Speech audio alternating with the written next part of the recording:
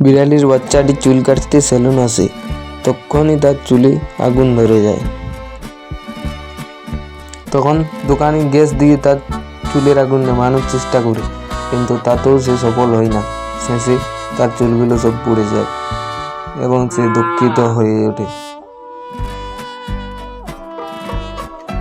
এবং তাদের দুজনের ঝগড়া হয়ে যায়, প্রচুর ঝগড়া। শেষে দোকান মালিকের একটা ঠ্যাং আর একটা হাত ভেঙে দেয়। তারপর সে দুঃখিত হয়ে মদ খাতে থাকে। আর এদিকে বিড়ালের বাচ্চাটি তার এরকম আচরণ দেখে খুব খুশি হয় এবং তার মাথা মালিশ করে দিতে থাকে।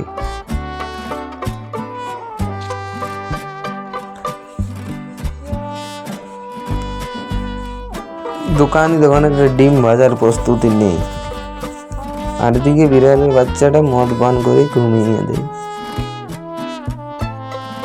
যদি এই দুঃখিত বিড়ালটির জন্য তোমরা একটা লাইক করে চ্যানেলটিকে সাবস্ক্রাইব করে দাও, তাহলে বিড়ালটি হয়তো তার চুলগুলো ফিরে পাবে।